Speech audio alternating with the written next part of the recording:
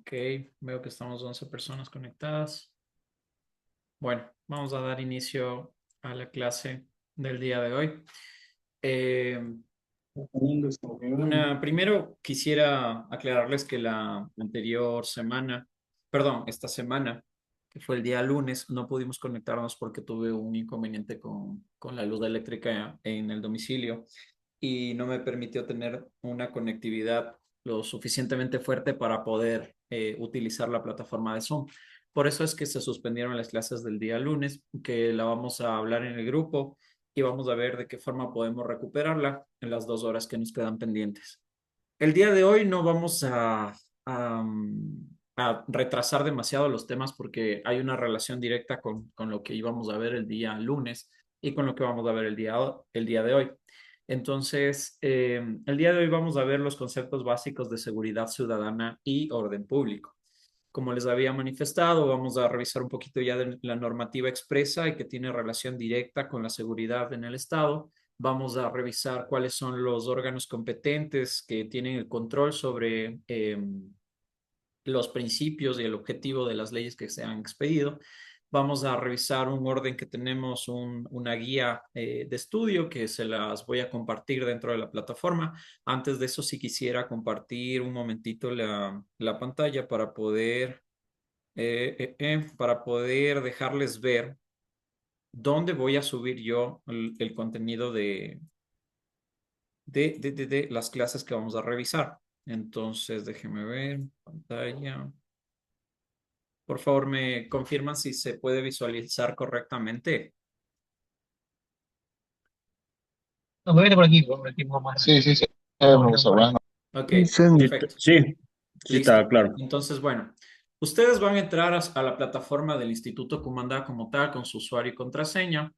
Y bueno, dentro de la plataforma ustedes van a poder tener el acceso a todo lo que es la guía metodológica, el sílabo, la guía de estudio, de qué forma vamos a calificar los trabajos, entre otras varias, ¿no? Bueno, en el tema de la rúbrica académica, eso sí es una potestad netamente del docente, es decir, que no necesariamente como está aquí en la rúbrica académica yo voy a calificar los trabajos. Esa es una potestad que tengo como docente de ver de qué forma voy a calificar y cómo voy a sacar las notas. Como les había dicho, lo más importante son los talleres y las tareas que voy a comenzar a subirles.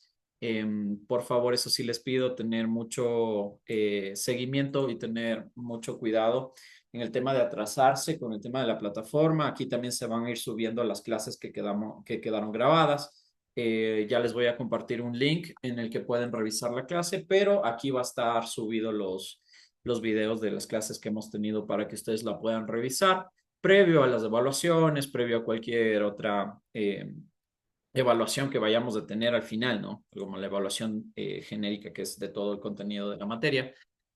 Y pues de igual forma aquí van a encontrar bastante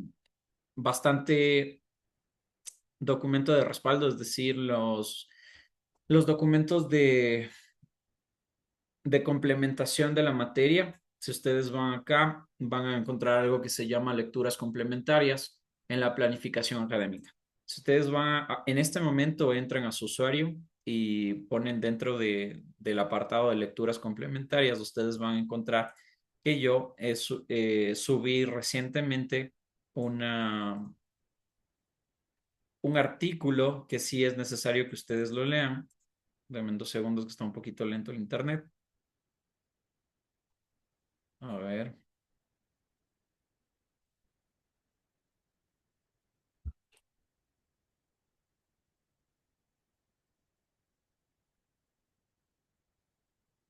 Ok, bueno, primero vamos con esto, lo más importante. La tarea uno, que ustedes van a ver que está abierta hasta el día viernes, que es el día viernes, se lo va a aperturar hasta el 15 de este mes, o sea, el 15 de agosto, es decir, el día viernes hasta las 11 de la noche, ustedes van a subir la primera tarea. ¿Cuál es la primera tarea? La primera tarea es del taller que ya presentaron, o sea, solamente tienen que cargar el documento como tal. La única diferencia es que para poder subir el trabajo aquí en la plataforma, ustedes van a tener que transformar el documento a PDF, nada más. Es exactamente lo mismo, el taller no van a cambiar absolutamente nada, lo van a enviar directamente acá en la plataforma, pero con la única diferencia de que va a tener que estar cargado en formato PDF. Eso es lo único que va a cambiar. Van a encontrar algunas otras cosas aquí en el curso, tienen todos los apartados que tienen que ver con cada uno de los temas que vamos a ir topando dentro de la materia. Como les digo, también hay algunas lecturas complementarias que yo subí. El primero es sobre el principio de jerarquía de la norma, que es un artículo que sí necesito que lo lean. Lo van a encontrar aquí en lecturas complementarias y no serían más allá de ello. O sea, es simplemente lo que les había comentado. Vamos a ver acá, el día de hoy, como les decía, vamos a ver un poquito sobre los conceptos de seguridad ciudadana y orden público. Entonces, bueno, primero vamos a definir como tal qué es la seguridad ciudadana y el orden público. Ya habíamos revisado más o menos cuáles son los principios rectores del Estado, porque tiene la responsabilidad o la obligación de proteger a la ciudadanía como tal.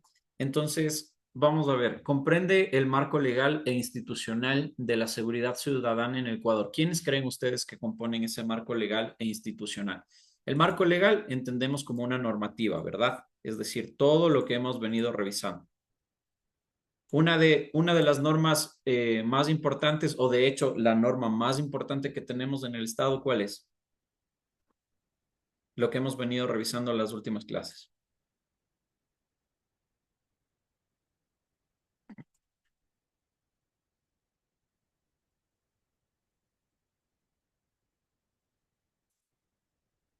Cualquiera, tranquilos, no se peleen por participar. ¿Quién me dice cuál es la norma más importante que hemos revisado y en la que hemos también relacionado que todas las leyes, ordenamientos, ordenanzas, decretos, etcétera, tienen que regirse a los principios que establece qué? De pronto, mi doctor, disculpe, la Constitución. Correcto.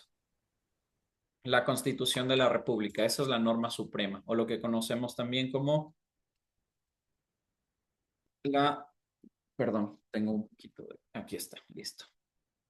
Así es, la norma suprema es la Constitución de la República del Ecuador, donde se encuentran tanto los derechos, deberes, garantías y principios que deben respetar todos los ordenamientos jurídicos que se expidan dentro del Ecuador.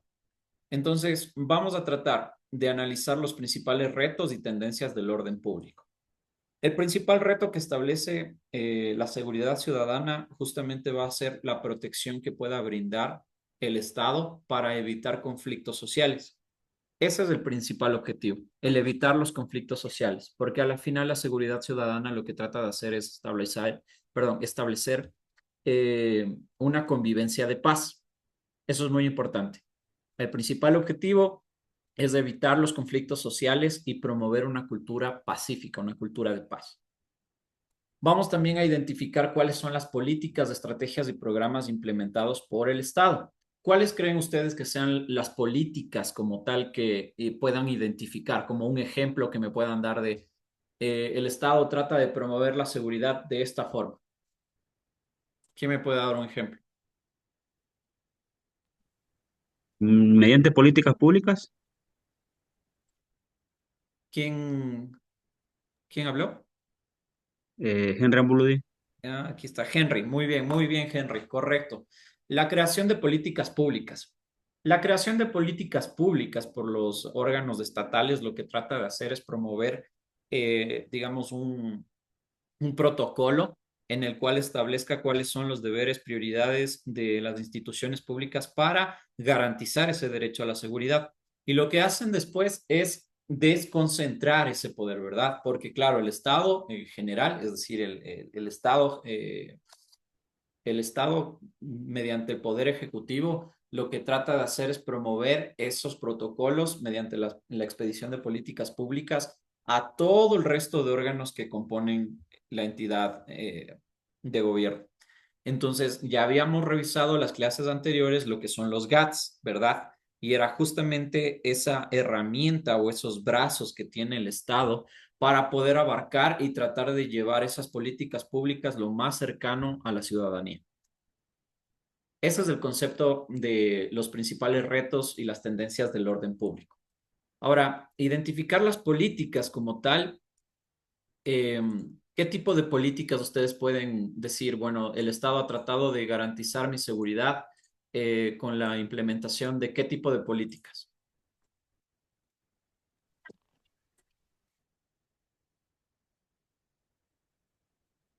Por ejemplo, en el tema de secuestros, que era uno de los ejemplos que habíamos estado revisando en la clase anterior.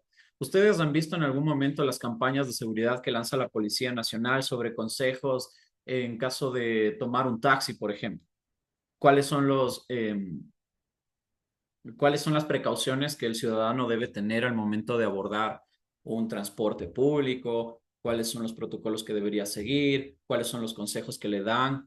Por ejemplo, aquí tenemos dentro del grupo, si no estoy mal, la última clase me habían comentado que hay algunos miembros de la Policía Nacional.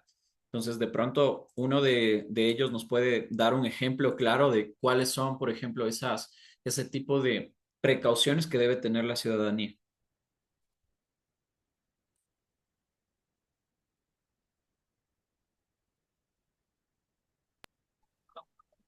¿Qué tal, profesor? ¿Cómo está? Buenas noches. ¿Podría repetirme un poquito la pregunta que no le entendí muy bien Claro, Jefferson. lo que Lo que estamos pasó? haciendo ahorita es tratar de ejemplificar, es decir, quiero un ejemplo de alguna campaña de prevención que ustedes hayan visto. Puede ser de perdón, de la Policía Nacional, del EQ 911, cualquier otro ente gubernamental que ustedes hayan visto, algún mensaje que les haya dado el Estado, alguna campaña de prevención. Por eso decía, hay algunos miembros de la policía dentro del curso, ¿verdad? De pronto tal vez ellos nos pueden dar un ejemplo un poquito más claro sobre cuáles son ese tipo de precauciones que debe tener la ciudadanía.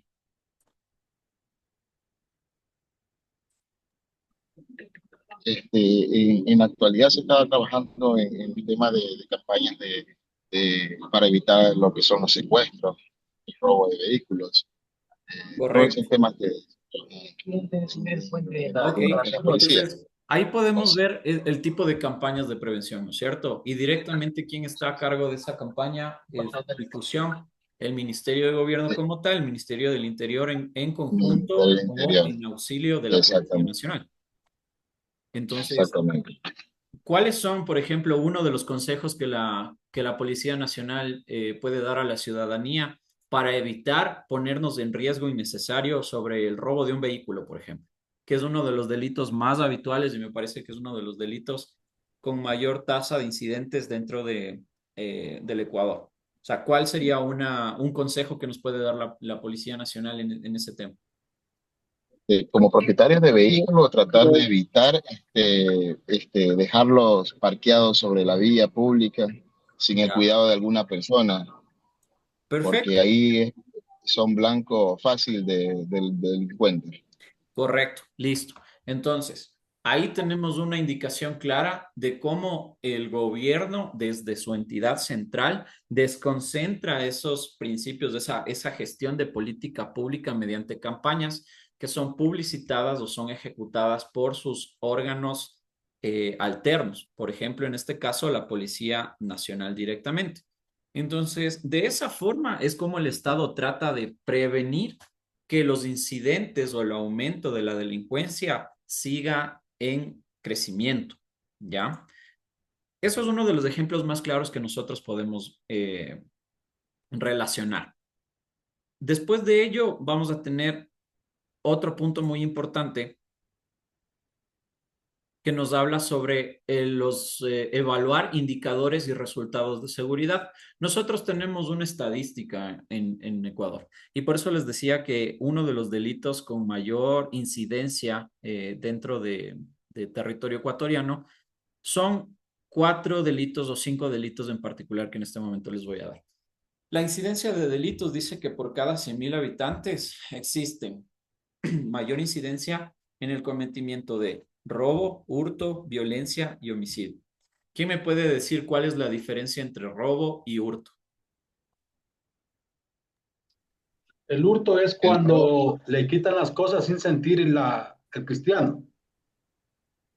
Perdón, ¿me repite eso, mi estimado Luis? Ya, el hurto es cuando el ladrón obtiene su cometido sin ningún forcejeo. Correcto, correcto, está perfecto. A O breves rasgos es vulgarmente, eso. o El hurto se vulgarmente produce le metió mano sin, al bolsillo nomás. correcto, el hurto se produce sin medio de fuerza, o sea, no existe fuerza para cometer el acto como tal. Ahora, el robo, por otro lado, ¿cuál es la diferencia con el robo? el robo cuando El se comete robo, con violencia. Correcto. Existe una fuerza perdón, en medio de todo el acto. Es decir, algo que fuerza a la persona a despojarle de su propiedad. Puede haber violencia de por medio, puede haber amenazas, puede haber todo tipo de escenarios en el cual fuerzan a una persona a despojarla de su propiedad. Y esa es una de las principales características que ustedes pueden definir entre hurto y robo. Importante que lo conozcamos, importante que lo tratemos y más importante aún que lo recuerden porque ese tipo de conceptos de diferenciación básica son cosas que sí les voy a tomar en las evaluaciones, porque son cosas muy chiquititas que sí nos ayudan muchísimo. Por ejemplo, en el correcto actuar de la policía en casos de flagrancia, porque claro, si es que de pronto la policía lo hace por robo y no hubo violencia, ni intimidación, ni forcejeo de por medio, puede que en la formulación de cargos se pueda caer ese proceso, porque estuvo mal llevado el procedimiento y estuvo mal calificado el delito como tal. Sin embargo, la policía únicamente actúa en flagrancia, es decir, en socorro de la ciudadanía. Más bien quien tendría responsabilidad directa ahí sería la Fiscalía General del Estado, porque ellos son la única entidad que tiene potestad de formular cargos en contra de una persona. Y si la fiscalía no formula los cargos correctamente, puede caerse el proceso como tal. Y luego tenemos una consecuencia muy común que es el malestar general de la ciudadanía. Muchos de nosotros, perdón, está apagada la cámara, mil disculpas. Muchos de nosotros podemos identificar que uno de los mayores problemas que tiene o que tiende a tener el Estado como tal es que en el momento del procedimiento la policía lleva a cabo su trabajo, pero en el proceso judicial, que ya interviene la Fiscalía General del Estado, existe estos vacíos legales o este error que comete la Fiscalía de no formular correctamente el cargo en contra de la persona y termina siendo liberada esta persona. Vuelve nuevamente se inserta nuevamente a la sociedad eh, y seguimos en un ciclo vicioso. Entonces es, por ejemplo, una de las problemáticas que podemos identificar a raíz de una política pública. Es decir, podemos decir que hay políticas públicas porque a la final, como nosotros lo conocemos dentro del mundo del derecho, el papel aguanta todo, ¿no es cierto? Y me imagino que ese concepto lo deben haber escuchado muchísimas veces y es verdad, porque la generación o crear política pública está dentro de un papel y luego ese papel se transmite como obligación y deber a los diferentes órganos estatales. Entre esos, los más importantes que vamos a revisar aquí es la Policía Nacional, porque ellos tienen el deber de protección y cuidado sobre la ciudadanía, de prevenir ese tipo de conductas antisociales. Entonces, claro, la Policía Nacional puede tratar de ejecutar, ¿verdad? Puede tratar de hacerlo, pero si no existe una complementación correcta entre la Policía Nacional y la Fiscalía General del Estado, ¿ustedes creen que se pueda cumplir la política como tal? Es decir, la política pública no sirve de algo si no se puede ejecutar con las herramientas correctas. O la No, mi complementación. doctor, ahí no se podría. Incluso hay casos, bueno, en el caso nuestro, como agente podemos retener de pronto algún delincuente, lo que sea, pero solo retenerle, más no nosotros podemos detenerlo o algo hasta que llegue la policía y toma procedimiento. Pero en este caso, si no pone denuncia a las personas, que muchos de los casos no ponen por miedo a la represalia, entonces también no tienen evidencia y no pueden hacer nada, creo, mi forma de pensar, mi doctor. Correcto. Y es alguna de las cosas, perdón, alguna de las cosas que son más frustrantes porque nosotros lo habíamos estudiado dentro de las primeras clases. Como ciudadanos tenemos derechos y obligaciones. Parte de la implementación de políticas públicas que se gestiona directamente desde el Estado central y se desconcentra a sus ramificaciones o, digámoslo, órganos complementarios, como la Policía Nacional, como el EQ 911, como, qué sé yo, cualquier otro ente de gobierno que ustedes lo puedan identificar. No solamente se debe cumplir a través de la política pública y de quien tiene el deber de protección, sino también en complementación de la colaboración de la ciudadanía como tal. O sea, nosotros no podemos pretender decir que un sistema no funciona cuando en el momento la policía, bueno, diga, vamos en orden, ¿cierto? No podemos quejarnos cuando sabemos que el gobierno central creó políticas públicas. Esas políticas públicas se comunican o se delegan a otros entes del Estado, como por ejemplo la policía. La policía lleva a cabo su acción, ¿verdad? Lleva a cabo el procedimiento de flagrancia, detiene a la persona, evita el cometimiento de un delito, eh, lo pone a resguardo de la Fiscalía General del Estado para que sean ellos quienes complementen el proceso. La Fiscalía General del Estado, para poder presentar la formulación de cargos que necesita, el reconocimiento de la denuncia o de por sí el protocolo que sigue la Policía Nacional de decir, por favor, usted debe interponer la denuncia.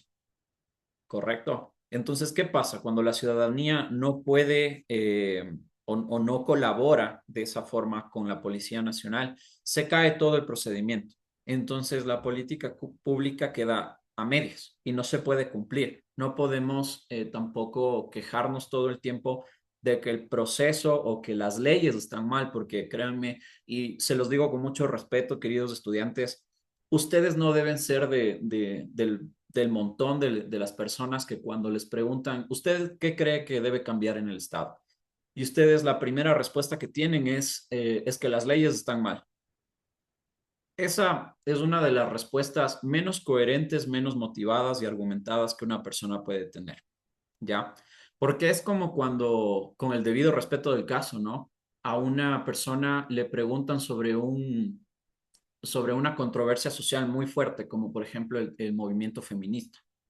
Entonces, uno de los argumentos más vagos que tiene, vagos en un tema de no tener motivación suficiente o desconocimiento de la materia, es decir, es que es culpa del patriarcado. Entonces, son esas respuestas de cajón que nosotros creemos que solucionan o que dan parte de una respuesta y que realmente están vacías, que no tiene sentido alguno y que de hecho nos hace quedar mal porque es el desconocimiento puro y la ignorancia desde un punto de conocimiento que nos hace dar ese tipo de respuestas. Entonces, la respuesta que ustedes no deben dar es que las leyes deben cambiar. Sí, evidentemente hay vacíos legales que se deben mejorar con protocolos, no necesariamente con una reforma directamente al COIP, pero últimamente nosotros tuvimos una reforma que fue hace un año y medio, si no estoy mal, en el referéndum que tuvimos en consulta para incrementar la pena para delitos de, por ejemplo, uno en particular, recuerdo claramente fue el de delincuencia organizada. Antes estaba penado hasta 15 años, si no estoy mal. Ahora está penado hasta 25 años. Entonces tenemos un incremento de pena bastante fuerte, ¿verdad? Entonces, ¿qué es lo que nosotros tenemos que tener en cuenta aquí? Para nosotros poder dar una respuesta motivada, debe ser también justificado el actuar o el no actuar de nuestra persona como tal, es decir, de nuestra responsabilidad. Nosotros también debemos contribuir a llevar a cabo el deber de la Policía Nacional. Muchas veces sí, es verdad que el ciudadano como tal no pone la denuncia por amenazas, intimidaciones. Ahora, yo les pregunto ahí, ¿qué podemos hacer para mejorar? La Policía Nacional no nos puede poner un agente policial las 24 horas en nuestra casa, porque obviamente el presupuesto y la necesidad no es suficiente. para tener a un agente policial en nuestra casa toda una semana deberá ser un caso muy fuerte en el que el juez evidencie que es necesario proteger la seguridad de esa persona para que pueda comparecer dentro de una audiencia, perdón, un juicio, una audiencia de un juicio en particular, ¿no es cierto? Pero para resguardo de la ciudadanía como tal, podemos solicitar apoyo o vigilancia constante de la policía, pero no podemos clavar a un agente ahí. Entonces, por ejemplo, esas son las brechas que hasta ahora no se pueden solucionar y son de las problemáticas que ustedes deben tener identificadas, que de hecho uno de los objetivos de la clase es tratar de ver si podemos presentar una propuesta en la que de alguna forma podamos aliviar o dar una solución a mediana o largo plazo de mejorar esa estructura, o sea, de poder llevar a cabo la finalidad. Tengo dos personas que están levantando la mano. Carlos, adelante. Doctor, muy buenas noches. Carlos Arboleda le saludo. Doctor, una consulta, verá. Hace algún tiempo yo sufrí un asalto en mi trabajo. Yo soy guardia de seguridad. Bueno, Ujú. era guardia de seguridad, actualmente soy supervisor de seguridad. Me asaltaron a mí en el puesto de trabajo y yo fui y puse la obvia denuncia porque con otros compañeros logramos capturar a la persona que nos robó. Pero nos llevaron a poner la denuncia en fiscalía y nosotros pusimos la denuncia por asalto a mano armada.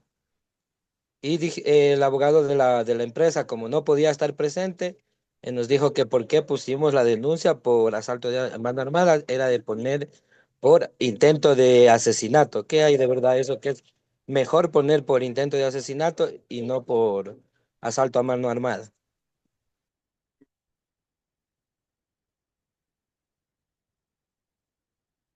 A ver, interesante pregunta.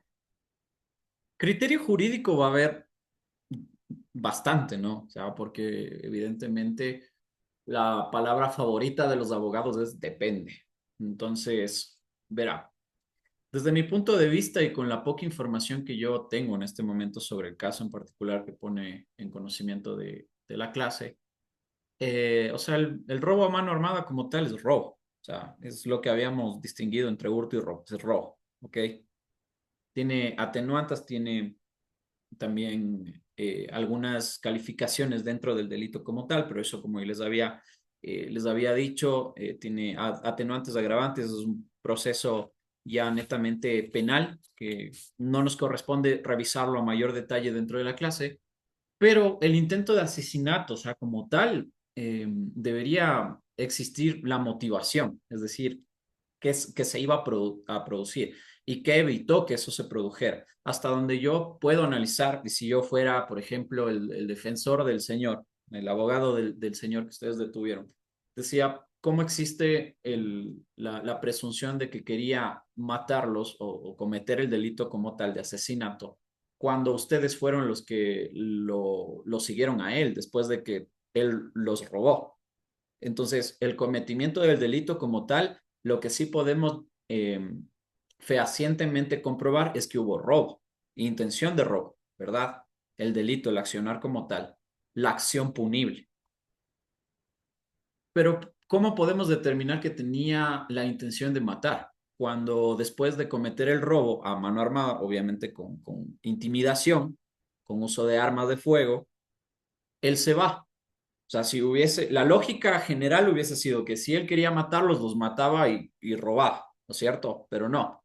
Hasta donde usted me deje entender, él los robó, se fue y ustedes en procedimiento de persecución alcanzan a detener a esta persona, ¿verdad?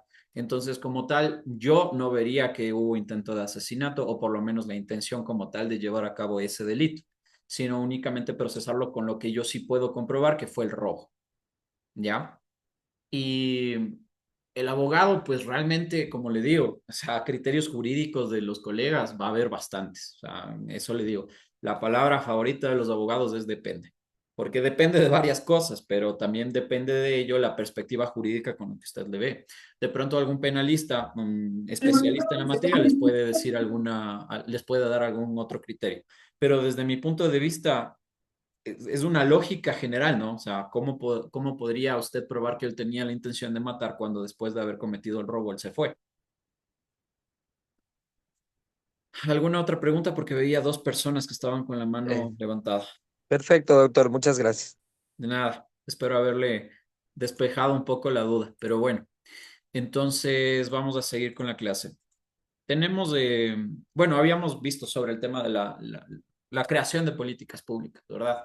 Entonces, en la brecha entre la acción que crea, la política que es del gobierno central, luego lo delega a las entidades de colaboración y de protección ciudadana, como la Policía Nacional. La policía va a ser un órgano principal muy importante dentro de la clase porque su rol fundamental dentro de la sociedad es importantísima, ¿no? Tiene una carga muy pesada por parte del Estado, que obviamente en muchas ocasiones no le da abasto por falta de miembros del cuerpo, por faltas de presupuesto estatal, por falta de prevención de corrupción dentro de la entidad como tal. O sea, es un tema muy delicado, probablemente, y se los digo con mucho respeto, yo les doy mi criterio general que tiene que ver con el tema legal, jurídico y más allá de eso también como persona. Porque les digo, o sea, no hay una sola entidad del gobierno en el que nosotros podamos decir es que no existe una brecha de transparencia, o sea, hay una brecha, no existe una transparencia absoluta por parte de la entidad.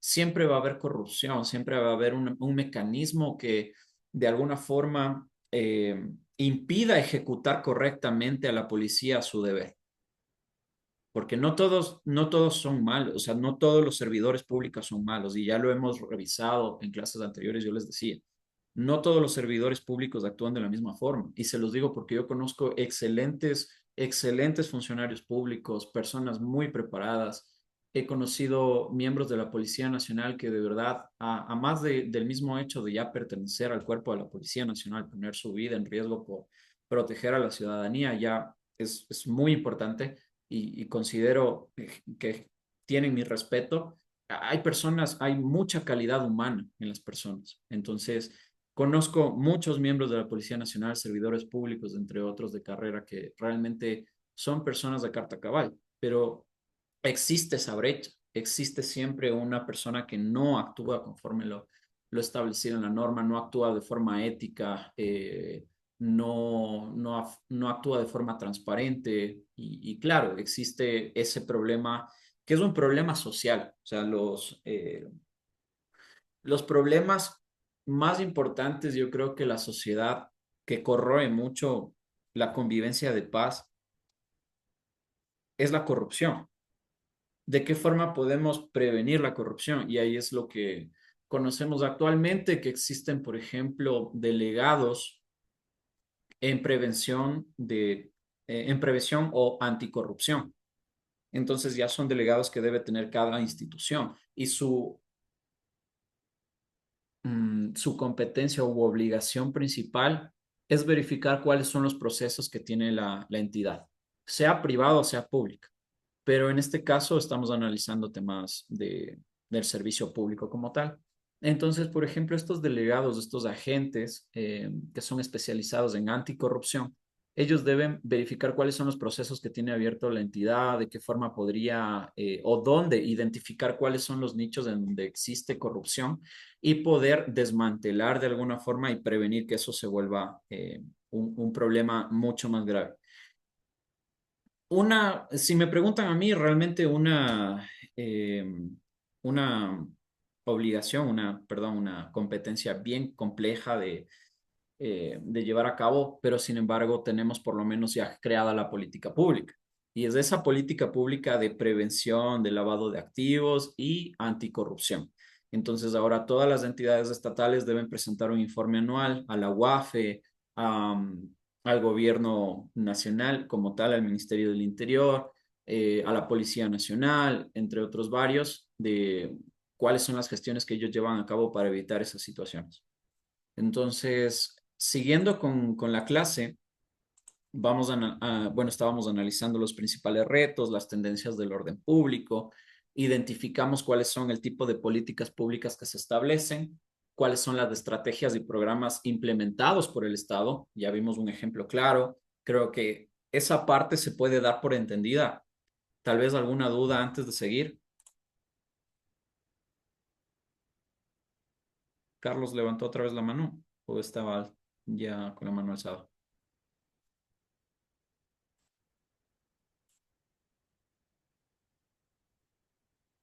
¿No? Ok. Seguimos entonces.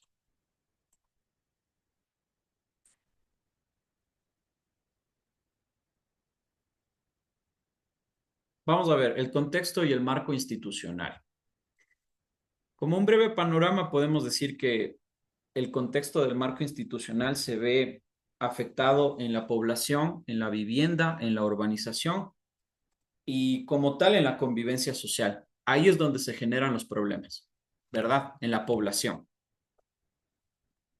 Recientemente les comento y quiero que ustedes traten de hacer un análisis con las herramientas que hemos revisado.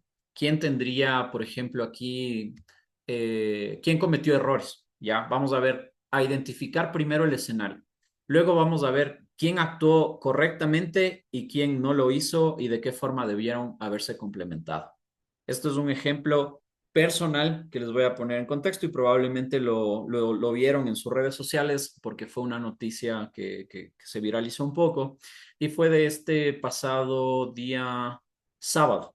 ¿Ok? Como ustedes saben, en estas fechas, el, el Distrito Metropolitano de Quito, es decir, mediante la alcaldía, promueven el desfile de las luces, o sea, por el Festival de las Luces como tal, perdón, el Festival de las Luces que nosotros conocemos, que generalmente se encuentra mayormente o conglomera la mayor parte de personas en el centro histórico, ¿no es cierto? Entonces, ¿qué pasó? El día sábado yo fui acompañándoles a unos amigos al desfile de las luces. Personalmente yo no lo había visto, ¿ya? Y me interesó la idea de poder ir a ver cuál era, digamos, la función de las luces que estaban proyectándose, ¿ok? Entonces, ¿qué pasa? Cuando yo terminé de ver este Festival de las Luces que termina, si no estoy mal, cerca de la Ronda, en el centro histórico, había demasiada gente, o sea, había muchísima gente, ¿no es cierto? ¿Eso qué involucra? Mayor movilización para la Policía Nacional. Ellos, hasta donde yo entiendo, ¿verdad? Como persona, no lo estoy analizando como un abogado, lo estoy analizando como persona. Si ustedes me preguntan a mí, la Policía Nacional debe tener un operativo que les lleva por lo menos 1 o 2 meses antes de que se genere el festival como tal, de tener ¿cómo se llama? ¿Cuál es el término que ellos utilizan de hacer? Bueno, no como tal inteligencia, pero sí los preparativos, ¿verdad? De identificar cuáles son los puntos más críticos dentro del centro histórico, dónde deberían conglomerar mayor parte de agentes policiales, cuáles son los tipos de indicadores que deben tener en cuenta para evitar que exista algún, qué sé yo, algún conflicto. Ustedes saben que los principales problemas dentro de este tipo de festivales son la gente que está bebida, las personas alcoholizadas, priorizar la seguridad para mujeres embarazadas, para niños, etcétera. O sea, solamente les estoy dando una breve perspectiva de lo que a mí se me viene a la cabeza en el momento en el que yo me pongo en los zapatos de la Policía Nacional, ¿verdad? Eso es lo que yo presumo que la policía debería realizar. Entonces, llegado el momento, como les digo, terminé de ver el Festival de las Luces y terminé cerca de la Ronda, ¿ok? Cuando yo salí para la parte de arriba, como quien sube eh, a la parte del occidental para arriba, hay una parada del metro que queda justamente en, ¿cómo se llama esta UPC que queda arriba de la Ronda? Si de pronto alguien me puede ayudar, porque la verdad es que soy bien malo para los nombres. Este creo que es la 24 de mayo. Correcto, la 24 de mayo. Entonces, la UPC de la 24 de mayo queda justo arriba de la Ronda. Y justo enfrente de la UPC de la 24 de mayo queda una estación del metro. Entonces, personalmente, no soy usuario habitual del metro y, claro, la idea con mis amigos fue, vamos, nos fuimos en metro, regresamos en metro, correcto. Entonces, en el momento en el que yo quise entrar a la parada del metro, ojo, yo estaba subiendo y en el momento en el que yo subo y estaba justo ya frente a la UPC del 24 de mayo, comienza a llover. Entonces, ¿qué es lo que hace la gente normalmente cuando llueve? Y es un ejemplo práctico lo que estamos viendo, ¿no? Es tal cual lo que pasó. ¿Qué es lo que la gente hace cuando llueve? Comienza a apresurar el paso, comienza a correr, comienza a hacer cualquier otra cosa, ¿no es cierto? Tratan de buscar dónde escampar para evitar mojarse. ¿Qué pasa? Que la gente estaba formada, ojo, estaba formada para ingresar a la estación del metro. Y yo me formé en ese momento también, hice cola para poder ingresar al metro de Quito. Pero ¿qué pasó? La gente y la desesperación, que yo no entiendo realmente, más allá de que, bueno, nos vamos a mojar, probablemente nos dé una gripe, pero chuta, o sea, más allá de ello, yo creo que la lluvia no va a dañar a nadie. Eso es mi comentario personal, yo voy a escuchar los comentarios del resto de personas en la clase.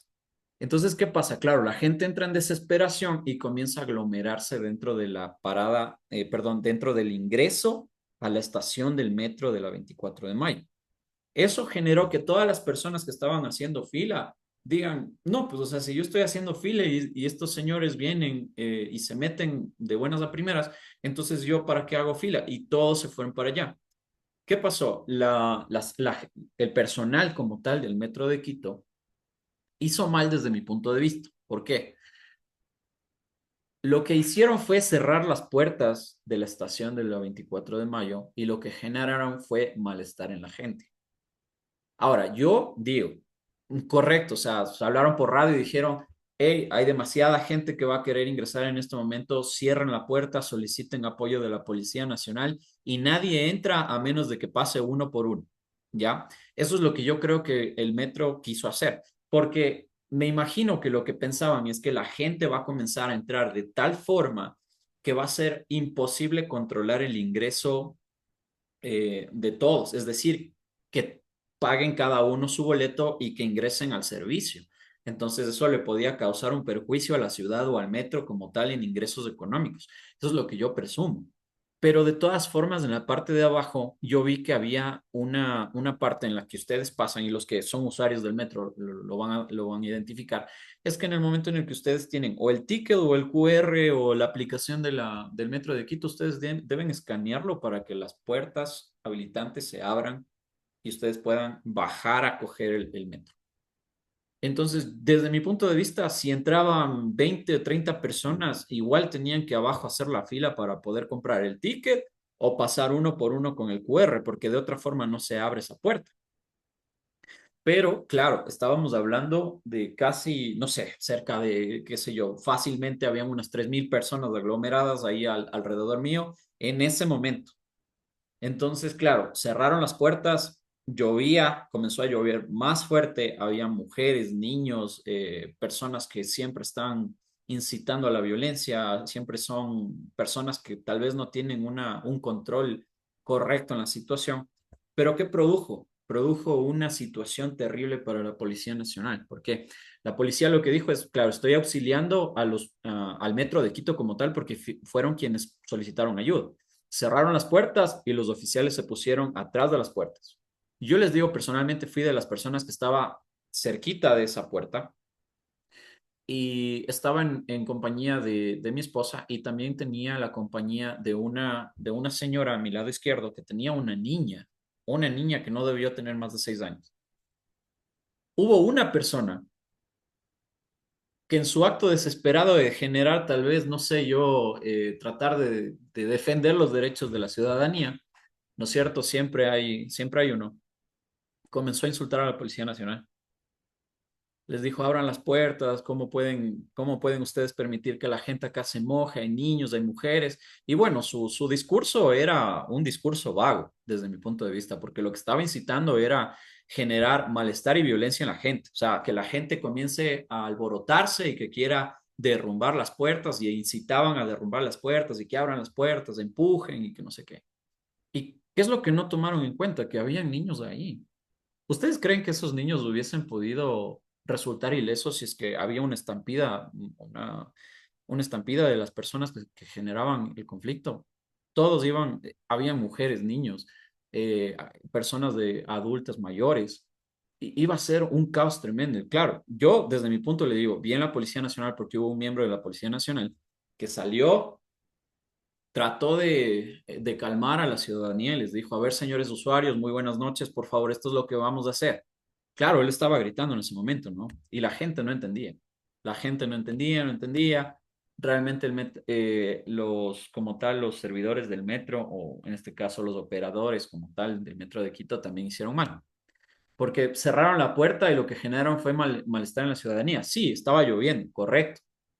Pero yo les digo, más allá de una gripe o de empaparnos de ese rato, no pasaba, ¿me entienden? No era algo tan grave como para decir no pueden hacer fila o esperar. Pero bueno, yo entiendo que también no podían poner en esa situación a todos, pero desde mi punto de vista, quien tuvo la culpa o quien tuvo responsabilidad directa sobre generar ese malestar fueron los operadores del Metro de Quito por falta de organización. Ellos quisieron evitar el ingreso de todas las personas en ese momento, cuando, como les digo, a la final abajo iban a tener que pagar su tiquete o iban a tener que escanear su QR para poder pasar a la final. No iba a causar perjuicio al metro como tal. Ahora, ¿qué pueden identificar aquí? ¿Quién tenía la responsabilidad de cuidar a la ciudadanía y de qué forma no hubo esa complementación de lo que acabamos de revisar? Porque vimos que debe ser una ejecución complementaria entre la política pública de prevención y seguridad ciudadana y la ejecución del cuerpo de la Policía Nacional. ¿Quién me puede dar su perspectiva sobre la situación? ¿Quién hizo bien? ¿Quién hizo mal? ¿Qué debieron haber realizado? Los Lo escucho. primero, magíster, lo que usted acabó de decir, la organización se les fue de las manos a las autoridades de control del metro. O sea, la organización tuvo muy mala. Y por otro lado, usted sabe que en los tumultos de gente siempre hay uno que habla, habla, habla y le lleva al resto a causar caos. Entonces, por una parte la policía estuvo bien, estaba resguardando eh, que la gente más vulnerable, los niños, los ancianos, sean primero, pero como te dice, habían gente que incitaban al desorden. Entonces, yo desde mi punto de vista veo que la organización estuvo muy mala por parte de los operadores del metro. ¿Quién tuvo Ah, responsabilidad directa entonces sobre el malestar o el problema? en este caso se podría decir el que organizó pues el evento, que es la alcaldía, pues. Ya, ok, la Claro, alcaldía de porque Quito, ellos son porque los que diferenciamos, la organizaron el alcaldía evento. de Quito no es igual que los operadores del metro. O sea, la Claro, pero en este alcaldía es del caso, alcalde. claro, el alcaldía es el organizador del evento, pero en cambio los operadores del metro fueron los que, en este caso, cerraron la puerta para que no ingresen los usuarios.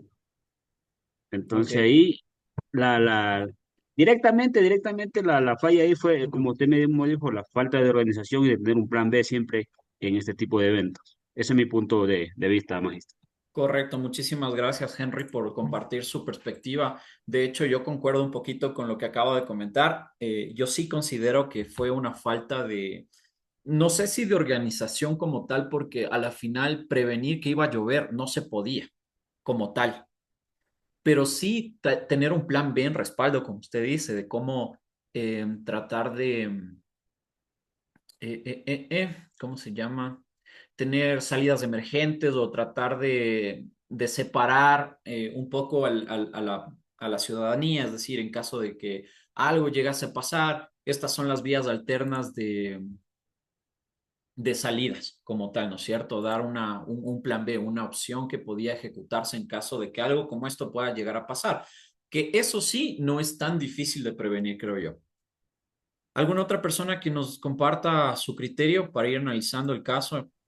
Me parece Buenas noches. muy chévere analizar los casos concretos con la materia que estamos estudiando, porque es un poquito más fácil de entender. Buenas noches, doctor. Muy buenas noches. ¿Con quién tengo el gusto que no lo puedo ver en Luis el panel? Salazar. Luis. Ok, mi estimado Luis, le escucho. Sí, tanto como el municipio, como cualquier otra empresa privada, trabajan o tienen una persona de gestión de riesgo. Ujú. Entonces, al organizar un evento con esta magnitud, de esta avalancha que genera de multitudes, ¿no? Tiene bastante que ver gestión de riesgo. Como lo dijo el compañero, haber hecho un análisis antes de y tener un plan B. Entonces, prever a lo que se iba a generar y a ocasionar. En este caso, el tema del metro. Bien, bien es decir que el metro es privado, no es parte del municipio, pero Correcto. falta de comunicación de gestión de riesgo sobre el evento y lo que podría ocasionar, que es lo que conversó su persona, lo que pasó. Eso, mi doctor, yo creo que puede que me equivoque, ¿no? Y respeto cada área y cada persona su labor, ¿no? Pero en las entidades públicas casi la mayoría de trabajadores van a calentar el puesto. Y yo creo que eso es lo que pasó. Sí, eso concuerdo un poquito en el tema, tal vez de lo que yo entiendo que quiere decir entre líneas, mi estimado Luis, me corrige si no es así. Pero al final del día, quien va a pagar los platos rotos es la Policía Nacional. Yo creo eso. Exactamente. Es como el Porque ámbito de la seguridad privada que pone el pecho a las balas, es el guardia. verá, correcto. Y ahí tenemos un ejemplo claro, ¿no? En el que podemos identificar los roles de accionar de cada una de las personas. La ciudadanía, los operadores del metro, la Policía Nacional y los guardias de seguridad.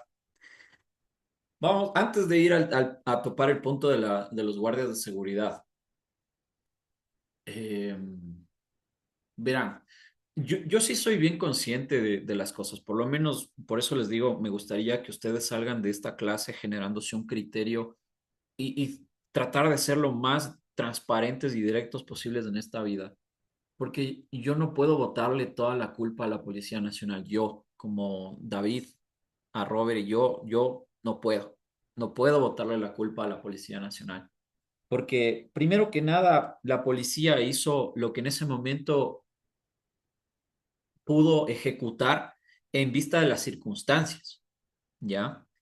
Desde mi punto de vista, principal responsable sobre el incidente, los operadores del metro de Quito. Segundo responsable, la Policía Nacional. ¿Pero en qué aspecto? ¿En qué aspecto? No en el tema de generar el conflicto, sino de esa prevención de igual forma, pero como les digo yo, de saber en qué puntos dentro del centro histórico tenía que tener mayor respaldo de la policía, porque estamos hablando de casi 3.000 personas y había 5 o 6 oficiales de policía. Imagínense, imposible controlar a la ciudadanía sin el apoyo correcto de un, no sé, de un backup de por lo menos unos 30 policías. Porque claro, es que es difícil controlar a la ciudadanía cuando no tenemos el respaldo de los compañeros, ¿verdad? Entonces, tal vez en ese punto de no prever que justo en esa parada, por ser un ingreso y salida constante de personas dentro del metro, debía tener la policía por ahí. Puede que yo me equivoque, ¿ok? Porque como les digo, tal vez dentro de los conflictos sociales que ellos, la policía puede identificar, dijeron, no, en este punto no, porque, por ejemplo, más arribita, en la otra calle, es donde más roban o más delitos se cometen. Entonces dijeron, no, la mayor parte de policías debería estar aquí ubicada para evitar ese conflicto. Entonces, puede que me equivoque, como puede que no, ¿ya? ¿Cuál es el tercer responsable? La ciudadanía. ¿Por qué? Porque la verdad es que yo no entiendo cómo la gente puede incitar a generar un altercado o incitar a la violencia, a insultos, a enardecer a la gente y en vez de ayudar a colaborar con los policías, con los agentes policiales, que lo que estaban tratando de hacer es decirles, señores usuarios, buenas noches, vamos a tratar de hacer o gestionar de esta forma, todos me van a pasar, aquí todos van a pasar, pero deben hacerlo de forma ordenada. Correcto, porque es que no podíamos pasar de otra forma. Pero claro, es que la Policía Nacional actuó en ese momento como tuvo que hacerlo, es que no había de otra. Yo creo que en ese escenario no sé si hay una situación en la que no proceda correctamente. Yo creo que procedió correctamente la policía porque tranquilamente otro agente policial que de pronto no lo hizo como ese señor, mucho respeto, el agente de policía que estuvo clavado ahí en la puerta porque tuvo que encarar a la gente. Pero claro, pudo haber otro miembro de la Policía Nacional que de pronto sí me he topado con algunos, y con mayor respeto le digo, no es todos, pero sí me he topado con algunos, que son un poquito más altaneros, o sea, son un poquito más de pocas pulgas, digámoslo como tal. Y no hubiese manejado la situación de la misma forma que lo hizo la gente. Entonces tal vez hubiese generado mayor conflicto en la ciudadanía y hubiese terminado en una situación terrible, terrible, les digo. Sin temor a dudas, les digo que si el control de la policía no hubiese sido de esa forma esa noche, tranquilamente hubiese habido heridos y hasta un muerto, creo yo. Tranquilamente, porque habían niños que ni siquiera se les veía por el tumulto y tanto apego que había de la gente. El tercero, los guardias de seguridad, creo yo, tienen un rol totalmente aparte, porque a ellos, en cambio, lo único que les exige su empresa, porque ellos están trabajando también, la Policía Nacional tiene deber con la ciudadanía, el seguridad o el guardia de seguridad tiene deber con la empresa, con la instalación, con la propiedad. Si ustedes me preguntan a mí dónde estuvieron los guardias de seguridad, ellos no aparecieron sino hasta cuando yo logré pasar, que fue tal vez unos 10, 15 minutos después. Y es que, claro, los movilizan desde el punto en el que ellos tienen su guardia, es decir, donde ellos están vigilando, y les hicieron subir hasta la puerta principal. Entonces, claro, hubo, desde mi punto de vista, falta de apoyo, pero la Policía Nacional en esa noche, por lo menos yo les digo sinceramente, no hizo mal. La Policía Nacional actuó como debía actuar en ese momento, tratando de calmar los ánimos, tratando de generar orden. Pero al final del día la Policía Nacional siempre va a pagar los platos, siempre va a pagar los platos rotos. Y eso es normal, lamentablemente va a ser así siempre, porque el Estado debe precautelar y a la gente no le va a importar hacer esta distinción y este análisis que estamos haciendo de todo lo que genera, porque la gente va a decir, los policías tuvieron la culpa, los policías tenían que haber hecho esto, el otro, no sé qué. Y probablemente eso jamás va a cambiar, porque son quienes tienen deber de protección. Y aún sabiendo eso, tienen que cumplir con su deber. Por eso es una de las profesiones que, de verdad les digo, generan uno de los mayores respetos que yo tengo, porque es una vocación compleja, es una profesión muy, muy, muy compleja. Entonces, si alguien más no tiene otro criterio para tratarlo dentro de la clase, podemos seguir con lo que tenemos. ¿Hay alguien más que quiera compartir algo sobre Mi hija de pronto, Wilmer Vélez, disculpe, Don Wilmer? estoy igual Adelante. en el trabajo. Sí, o sea, lo que pasa ahí es falta de coordinación y como usted dice, bueno, repitiendo lo que dice, lo que pasa que sin pensar lo que iba a venir la lluvia, pero eso es falta de coordinación. Por ejemplo, siempre se coordina con todos los agentes o sea, de seguridad en este caso, ¿no? Como el metro, igual ya el metro es particular, no se puede decir precisamente la alcaldía directamente porque ellos tienen un contrato aparte. Pero en este caso, siempre es coordinar con todo el ente de apoyo, pero sin pensar lo que vino. Y como dice la Policía Nacional, lo que siempre quiso hacer fue apoyar el bien público de pronto, porque la gente no ve nada, usted sabe, se va encima de los niños y todo, no pasa nada, pero sin pensar que les iba a llover. Pero para la próxima ya van a tomar en cuenta para otro evento de los que se les puede venir, de ahí sí van a prevenir cualquier situación de eso. Yo le digo en este caso, nosotros en el Cantón Rumiñahui, un ejemplo, el día sábado es el pregón de fiesta, porque ya hay las fiestas ahora en septiembre, toro, desfile, chagra, todo eso. Entonces, coordinan con todas las seguridades, incluso también nos apoyan los que son guardias de seguridad, se contratan a sí mismo personal, se contrata policía y toda la gente de apoyo se reúnen y más o menos ya saben qué es lo que se tiene que hacer en tema de, cómo se dice, un plan B, como contó el compañero. Eso de mi parte, ingeniero. Correcto, estimado Wilmer, una importante reflexión en lo que acaba de comentarnos Wilmer es que tal vez de esto podamos prevenir la situación en un próximo año, ¿verdad? A la final es una reflexión que vale muchísimo, porque a raíz de los errores es que uno puede prevenir de mejor forma. Pero de esta forma lo que quiero que todos tengan bien claro es que hemos revisado quiénes son eh, o cuál, más bien, cuál es el marco institucional de respuesta sobre la seguridad ciudadana. Estamos analizando la población, el marco institucional y el dinamismo y el conflicto social como tal. Hemos visto cuál fue el accionar de cada una de las entidades que forman parte de la complementariedad que les estoy hablando de este plan de políticas públicas y de ejecución sobre la prevención de la seguridad ciudadana, el orden público. O sea, el ejemplo que acabamos de revisar abarca absolutamente todo el tema de esta clase, o sea, de este módulo como tal, seguridad ciudadana y orden público. Hemos visto todo eso en un caso. Y se los comento porque en realidad este tipo de ejemplos nos hacen entender y relacionar y generar ese criterio que necesito de ustedes para poder entender la materia.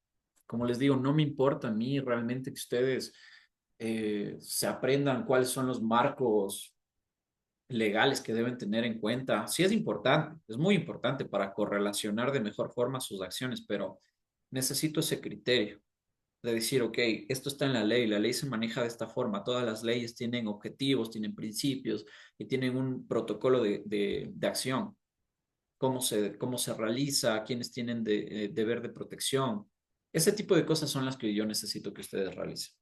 Y para ir con el siguiente punto de la clase, nosotros necesitamos, perdón, antes voy a ver si no tiene alguien levantado la mano que me sale aquí. Mi estimado Solo, Edgar, Edgar, perdón, adelante. ¿Alguien más que tenga o quiera hacer el uso de la palabra? Este es el Profe, momento. buenas noches. Más o menos quería acotar de igual manera, o sea, de lo que manifestó el compañero Vélez de las fiestas del maíz y de turismo que estamos ahorita aquí en el Cantón Rumiñahui. Se ha Ok, implementado la seguridad de igual manera, por el prevenir de igual manera, porque anteriores años se ha visto que se roban los carros, los accesorios y todas esas cosas. Entonces, viendo todo eso, ya se han formado las mesas de seguridad que conforman los días martes aquí en Rumiñahui. Entonces han tomado en cuenta también porque hicieron un parqueadero nuevo aquí en Rumiñahui, pero en la ajá, verdad, o sea, en su totalidad no se estaba utilizando. Entonces ya salió un comunicado manifestando que sí, que ahora por el viernes y sábado que va a haber fiestas de elección de reina y todas esas cosas, el parqueadero del aguacate, digamos, porque ahí es, va a estar habilitado hasta las 2 de la mañana por todos los eventos que se vienen. Entonces están previniendo la seguridad tanto de la ciudadanía como de los bienes de cada uno. Eso quería correcto. acotar nomás, profesor, gracias. Correcto, muchas gracias, Edgar. Y de pronto, tal vez lo que pasó en el centro histórico, en estas festividades, en este festival de las luces como tal, puede ser de ejemplo para prevenir otros gobiernos autónomos descentralizados, otras provincias, otros cantones, ¿verdad? Es un ejemplo. Tal vez no tenemos que esperar al próximo año en Quito, sino que esto sirva de ejemplo para el resto de provincias, cantones del país. Y sí es importante porque la seguridad ciudadana es una complementación entre el gobierno central, sus órganos estatales, como los gobiernos autónomos descentralizados, la Policía Nacional y la ciudadanía como tal. La ciudadanía también tiene un rol muy importante. Si los ciudadanos no aprendemos o no tenemos hábitos o concientización social suficiente, una conciencia humana, es imposible. No entiendo realmente, como les digo, por qué alguien generaría agresividad o conflicto en un momento así. Pero bueno, lastimosamente ese es el rol que debe cumplir la Policía Nacional día a día. Ese es el problema, la problemática social. El generar esa cultura de paz es algo que nos estamos quedando atrás. Y eso va a ser una piedra en el camino para la policía, para el gobierno y para cualquier gobierno autónomo descentralizado en cualquier momento, en cualquier provincia, porque si no generamos esa cultura de paz, no concientizamos, no educamos correctamente y no sembramos principios y valores importantes en la sociedad, difícilmente en algún punto va a poder tener esto una sistematización correcta. O sea, no va a haber un sistema de cooperación interinstitucional porque no solamente tiene que ver el gobierno, es decir, el servicio, perdón, la entidad pública, sino la entidad privada también. Y aquí lo hemos visto. La empresa como tal, el Metro de Quito, sí, es una empresa privada, bueno, digamos que puede ser mixta también, porque a la final tiene responsabilidad o está a cargo directamente la alcaldía sobre el funcionamiento, el mantenimiento, la, se me fue la palabra, eh, bueno, sobre los ingresos que genera el metro, recaudación. Entonces, Magíster, perdón que lo sí, interrumpa. Gracias por esa información. Yo estaba sinceramente confundido sobre el metro, que pensé que era el municipio, el metro, pero con lo que usted dice ahorita que está como, digamos, compartido, ya me quedó claro. Sí, hay entidades públicas que son mixtas, o sea, perdón, hay entidades o empresas mixtas. De hecho, es una de las figuras societarias que existen en la ley de compañías y es cuando existe capital privado y capital público. Entonces, bueno, realmente no es el punto como tal, pero sí es importante que ustedes identifiquen que para llevar a cabo la ejecución de complementación es entre el sector público, el sector privado, y eso involucra absolutamente todos o todas las entidades que hemos mencionado en este ejemplo. Vamos a pasar con ello al siguiente punto de la clase, que es también parte esencial. Vamos a entenderlo mucho mejor ahora que hemos revisado ese ejemplo. Y vamos a ver las instituciones claves. Esto sí necesito que ustedes lo anoten o que lo tengan en mente porque sí es parte de todo lo que estamos revisando. Y como principal ente tenemos a la Policía Nacional del Ecuador, tenemos a la Fiscalía General del Estado, al Ministerio de Gobierno, en la Secretaría Nacional de Seguridad, tenemos los consejos cantonales o provinciales, que básicamente vienen a ser los GATS, que es lo que hemos revisado en las clases anteriores, y tenemos lo que conocemos como el Consejo de Seguridad Pública y Defensa Nacional. El marco legal en el que se opera, aunque tienen directa relación con la seguridad, voy a compartirlo en este momento. Voy a enviarles en este momento dos links al grupo que necesito que lo tengan presente para la tarea que voy a enviar. Se los voy a compartir en este momento a los dos grupos. Ya, si ustedes entran al link que les acabo de enviar al grupo el día de hoy, ustedes van a ver cuáles son los estándares de uso progresivo de la fuerza, perdón, uso progresivo de la fuerza. Esto está realizado como un estándar a noviembre 2021, ¿ya? En el cual le da la orientación para tener esa idea de qué es realmente el uso progresivo de la fuerza, ¿verdad? Entonces, voy a permitirles compartir. Ok. Aquí lo más importante de este documento que les estoy enviando, que es para análisis, esto sí lo deben leer. Tiene 24 páginas, no es mucho, o sea, realmente es nada. 24 páginas son en 10 minutos máximo. Eh, Todo Estado tiene tanto el derecho como el deber de garantizar su seguridad y la de las personas bajo su jurisdicción. Ello se concreta a través de la atribución del empleo de las funciones de hacer cumplir la ley o fuerza pública. Sin embargo, la denominada fuerza pública debe a su vez ejercerse dentro de los límites que le impone el respeto a los derechos humanos. ¿Dónde vimos esto? ¿Dónde vimos las principales características de las garantías de derechos y estándares internacionales?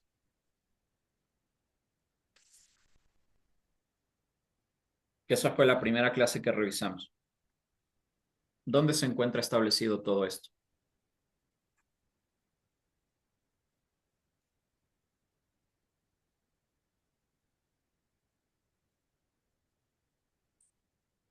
Nadie. Eso es es de la primera clase que revisamos, ojo. La Constitución de la República. Analizamos claramente cuáles son los mandamientos que tiene las garantías que contempla la Constitución y que habla bajo estricto apego sobre el derecho. No, nadie. Sí lo recuerdan, ¿verdad?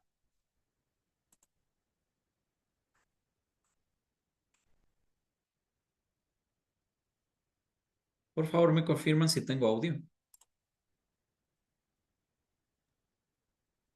Sí, profe, sí, sí, pero más o menos no, no, no. Es que como ya pasó tiempita, sinceramente no me acuerdo en qué fue que estaba eso.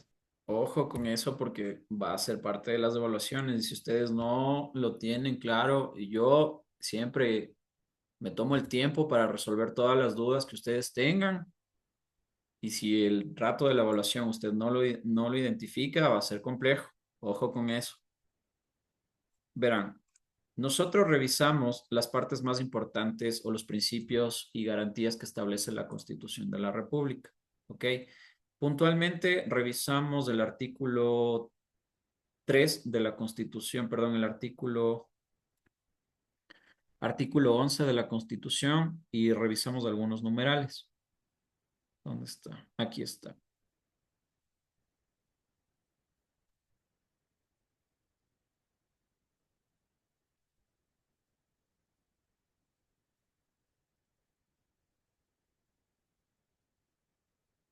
Aquí está. El numeral 3 lo habíamos revisado.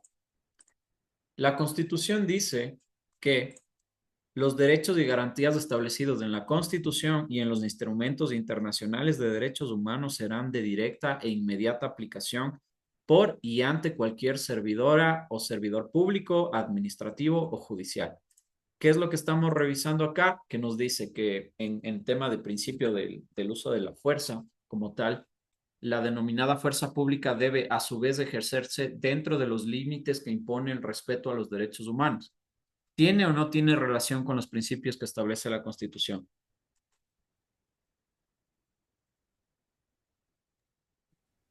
Sí, sí tiene, magister. Claro que está Correcto, relacionado. perfecto. Entonces, ¿qué es lo que nos dice acá? ¿Qué es el uso de la fuerza como tal? El uso de la fuerza es el procedimiento que ejecuta un miembro estatal que tiene deber sobre, o sea, que tiene autorización para.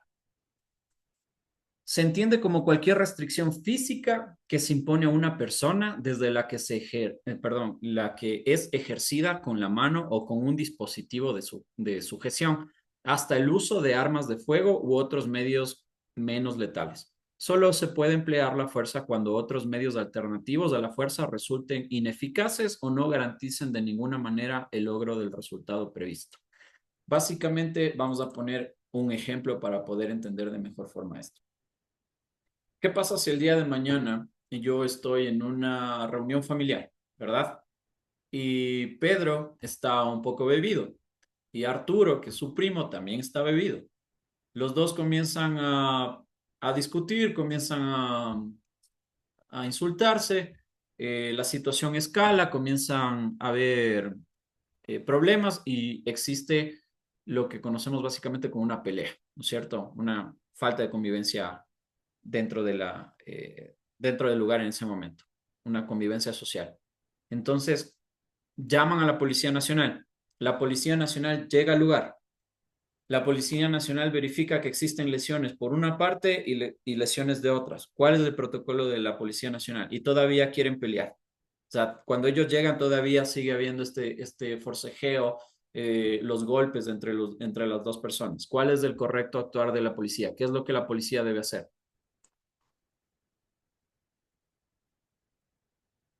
¿Quién me dice? Dependiendo, Para mi doctor. caso sería detener a las dos personas. Ya, nos dicen, hay que detener a las dos personas. ¿Alguien más estaba por hablar? De pronto sí, detenerles por lo escándalo público, que sí pueden hacerlo. Alterar el orden Tipo, público, ¿no es cierto? Puede ser. sí.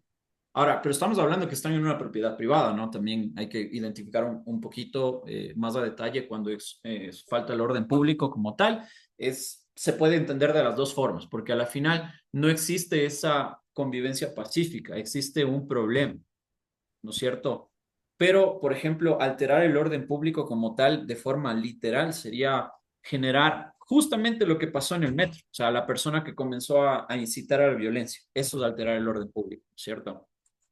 Comenzar a arrojar cosas, a golpear gente, etcétera. Pero en este caso, claro, está correcto lo que nos dicen los compañeros. Debe detenerse a las dos personas, porque las dos personas se causaron lesiones, las dos personas entraron en conflicto y para la policía el correcto actuar debería ser detener a las dos personas y ponerlos a orden de la justicia, ¿no es cierto? Ahora, si cuando la policía llega al establecimiento, ellos todavía están golpeándose, hay este forcejeo, insultos, golpes como tal, ¿qué es lo que la policía debe hacer? La policía llega y saca su arma de fuego. ¿Cuál es el accionar que debe tomar la policía ahí? ¿Quién tiene una idea? ¿Cuál es el correcto uso Debe realizar progresivo de el la uso fuerza? progresivo de la fuerza, Lice. ¿Perdón? Debe realizar el uso progresivo La de fuerza. Correcto, o el uso progresivo de la fuerza. ¿Y cuál es el uso progresivo de la fuerza? Ojo con lo que nos dice. Se El impone a primer una acto, persona desde la que perdón, se impone a una persona desde la que es ejercida con la mano, con un dispositivo de sujeción, hasta el uso de armas de fuego. Entonces, ¿qué es lo primero que debería hacer la policía aquí? Como primer punto, primero sería verbalizar. Primero, Verbalizar. verbaliza. Trata de apaciguar las cosas. Si se ve que no existe colaboración por parte de las personas implicadas en el hecho y existe un poco de violencia, ya empieza a neutralizar la policía esa amenaza, a reducirlo Correcto. y a su vez transportarlo hasta la autoridad competente para poner en conocimiento de ello lo sucedido. Correcto, ok. Entonces llegamos, verbalizamos, es decir, el diálogo primero. Muy buenas noches, señores, ¿cómo está? Me presento, soy el agente policial, acudimos por el llamado de emergencia. En este momento veo que los dos caballeros se encuentran en estado etílico. Por favor, les voy a pedir que se separen. Pueden intervenir, pueden solicitar el distanciamiento de las personas, ¿no es cierto? Es un uso progresivo de la fuerza porque están interviniendo directamente con las manos ustedes, ¿verdad? Ok. ¿Qué pasa si es que Pedro se pone lo que conocemos coloquialmente como alevoso? ¿Qué pasa si Pedro se me pone alevoso y dice, a mí no me vengas a estar tocando, que debe ser el diario vivir de la Policía Nacional, a mí no me vengas a estar tocando, tú no tienes nada que hacer aquí, salte de mi casa, etcétera? Se pone agresivo, se pone alevoso.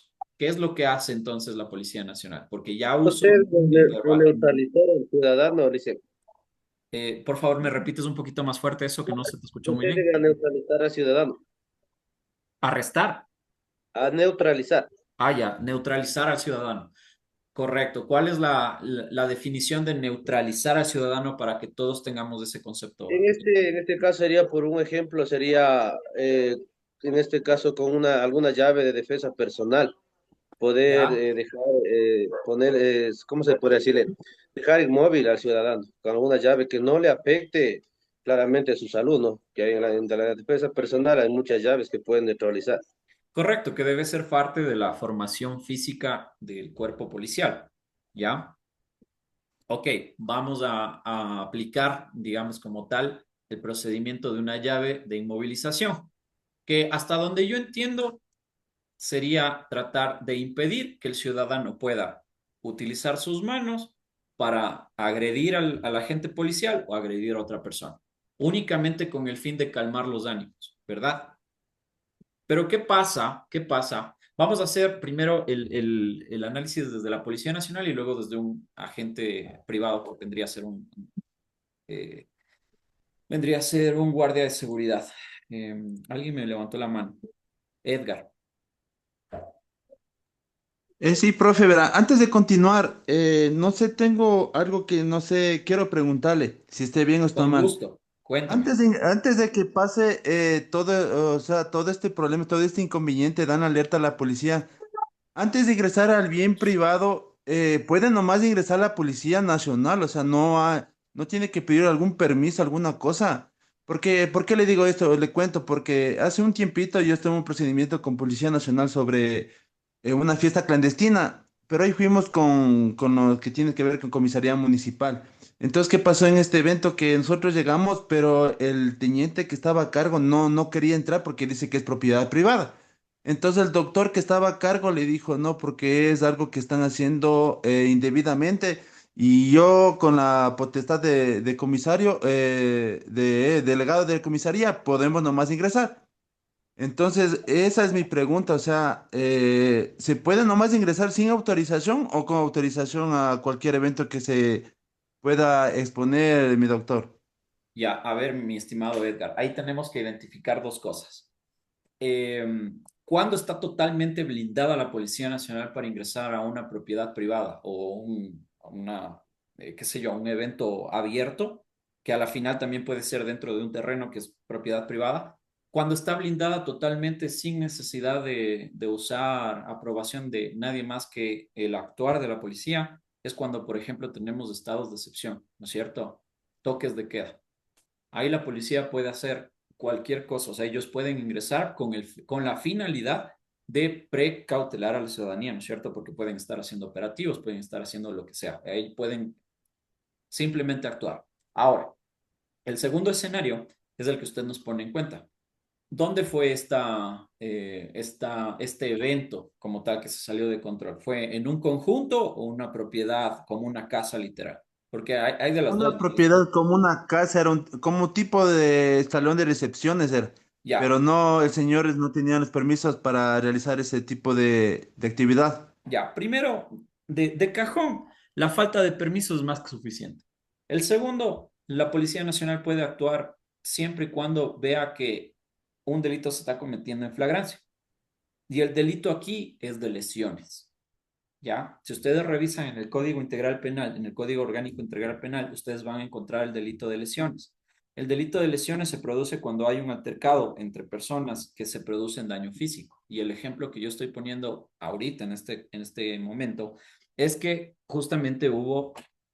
eh, justamente hubo ese conflicto en el que comenzaron a pelear, ¿no es cierto? Entonces ahí ya entra como tal el procedimiento de flagrancia de la Policía Nacional. Y el tercer escenario es que a la final la policía está actuando conforme lo que determina el procedimiento porque está acudiendo a un llamado del EQ 911. ¿No es cierto? Porque para llamar a la policía o le llamo directamente a la UPC o le llamo al 911 que ellos me derivan con un agente, perdón, con un agente policial que esté dentro del distrito o el sector que a mí me corresponde. Entonces los policías llegaron y tienen que proceder, ya, ellos tienen que levantar un parte. Ahora sí, también existe la brecha entre la que si a mí no me han llamado por una emergencia y yo no puedo visualizar que se está llevando en flagrancia directamente, yo no puedo observar que se está llevando a cabo un delito o una disputa, una falta de convivencia social. Entonces, claro, ahí entra en cambio el abuso de la autoridad, porque si es que ingresan a una propiedad privada sin mi consentimiento, yo no les he llamado y es por un llamado de terceros, fuera, fuera de mi propiedad, es distinto. Lo que la Policía Nacional puede hacer es solicitarle al propietario en ese momento presentarse y tratar de resolver el conflicto sin pasar directamente, porque estamos viendo dos escenarios. Uno es el ejemplo que puse yo y el otro es a breve rasgo es lo que me acaba de poner el compañero. Entonces, claro, ahí también la policía tiene que tener muy bien, muy claro cuál es el actuar porque si ellos no pueden visualizar la flagrancia, no tienen digamos, contacto directo sobre lo que se pueda cometer o no, entonces ahí están actuando sin conocimiento. Y ahí es donde probablemente luego les ponen denuncias por violación a la propiedad privada.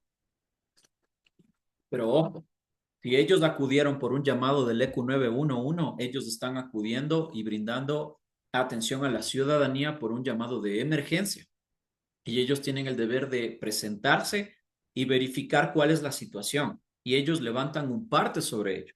El mayor respaldo del policía o del agente policial es su parte, porque en el parte dice, a raíz de la llamada generada por tal persona al EQ 911, nos presentamos de tal dirección a tal hora donde nos contactamos con el señor tal.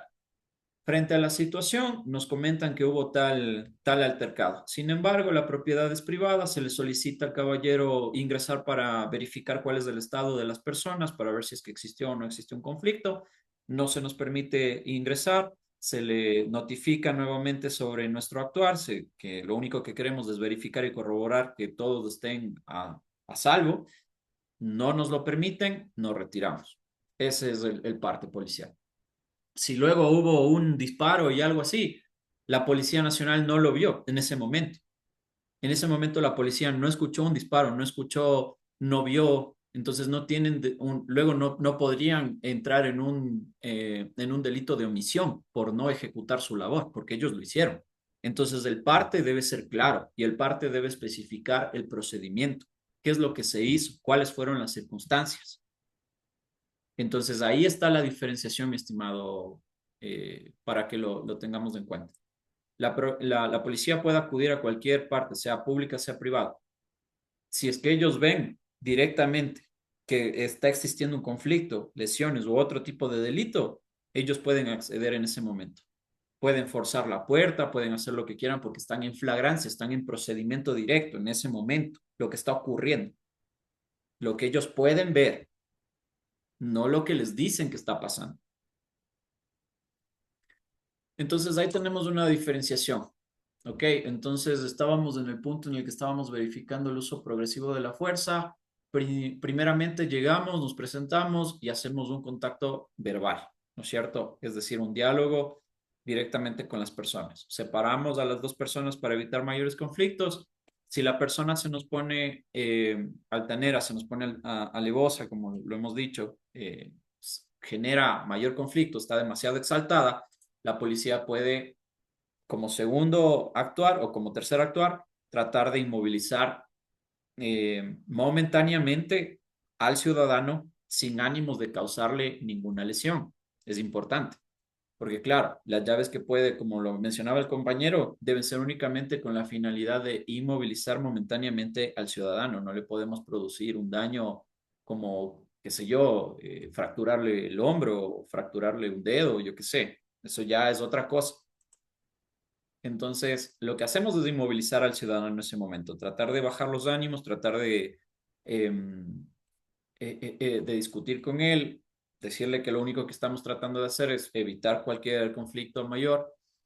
¿Y qué pasa si en ese momento en el que la Policía Nacional está inmovilizando a uno de estas personas en este evento, otro saca un arma blanca? Uno de los asistentes en ese evento saca un cuchillo o un armador o un playo o un martillo, lo que se conoce como arma blanca, ¿no es cierto?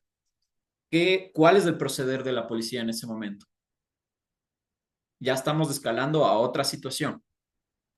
Debería hacer uso de las armas no letales, dice. Correcto, el uso de las armas no letales. A ver, hay una brecha bien importante entre lo que pasa en la vida real y lo que es del concepto teórico. El concepto teórico nos dice que la Policía Nacional o el agente policial en ese momento, al visualizar que un ciudadano tiene a merced un arma blanca, un arma punzo cortante, ¿qué es lo que hace? Solicitar la distancia y hacer eh, la advertencia de usar lo que conocemos como arma no letal, realmente podría traducirse como arma de fogueo, hasta donde yo tengo entendido, y el taser, ¿no es cierto? Que a la final vendría a ser la pistola que tiene carga eléctrica, que es para poder inmovilizar también a una persona, sin causarle mayor afectación. Pero también tengo entendido que la Policía Nacional, por falta de presupuesto, no puede tener las armas de los tasers como tal para para todo el personal policial. Por lo tanto, no todos tienen esa arma disuasiva. Pero también tienen otra arma disuasiva. Bueno, no es un arma, pero sí es un elemento disuasivo. ¿Cuál es ese elemento disuasivo? El gas pimienta y el tonfa también es considerado como arma no letal, doctor. Correcto, el gas pimienta. Entonces, el gas pimienta se puede usar, teóricamente debería primero usarse, ¿no es cierto? Teóricamente. Pero también tenemos que ponernos desde el punto de vista en el que todo pasa en un abrir y cerrar de ojo. Y ahí es donde, por ejemplo, el miembro de la Policía Nacional dice, ¿cómo me pueden pedir a mí seguir un protocolo si en ese momento no tengo tiempo para poder actuar de esa forma? Entonces, claro, si no podemos sacar el gas pimienta en ese momento, o sea, hasta donde yo lo he visualizado, lo he vivido directamente en un conflicto en el que yo pude observar el procedimiento de la policía, uno de los agentes policiales, en el mismo momento en el que ya inmovilizaron y separaron a las personas, sacó el gas pimienta y les hizo la advertencia. Importantísimo lo que hizo el señor, porque hizo la advertencia. Señores, si ustedes no cesan con esas actuaciones, no se calman, voy a tener que usar el gas pimienta. Pero hizo la advertencia, ¿no es cierto? Ahora, en el escenario que yo les estoy poniendo ya es un poquito más digamos, ya al momento, o sea, lo que está pasando. Pero claro, si es que el policía tiene el arma inmovilizadora como tal, el taser, lo puede usar. Después de advertirle que no se acerque y que mantenga su distancia. Hay algunos videos en el cual explican eso a mayor detalle. Como tal, no es parte de la clase, el uso progresivo de la fuerza. Sin embargo, yo creo que el concepto como tal sí debe ser importante que ustedes lo conozcan. Entonces, en ese momento, si ellos advierten sobre el uso del taser y que mantenga su distancia y pese a eso el ciudadano como tal no lo hace y amedranta o tiene intenciones de lesionar a un agente policial o a otra persona, pueden hacer uso directamente del taser, ¿no es cierto? En el mejor de los casos, eso inmovilizaría a una persona. Pero ¿qué pasa? Hay otras situaciones en las que no lo hace. Diferentes situaciones puede una de estas ser un factor de, por ejemplo, el peso corporal en la persona. Las personas que son un poquito más gorditas tienden a resistir un poco más la carga eléctrica del taser y puede que no sea suficiente. Entonces, ¿qué pasa entonces cuando se nos abalanza? Ahí es cuando la Policía Nacional entonces hace uso de su arma de fuego. Pero el arma de fuego como tal no se debe. ¿Cuáles son las recomendaciones en el momento en el uso del arma de fuego como tal? ¿A dónde se dispara? Al aire. Negativo. Al parte del cuerpo no comprometedoras. Correcto, Piernas, brazos. correcto, correcto. Ahí está el otro punto. A veces aquí es donde realmente sí existe un problema bien grande en la ejecución como tal del uso progresivo de la fuerza.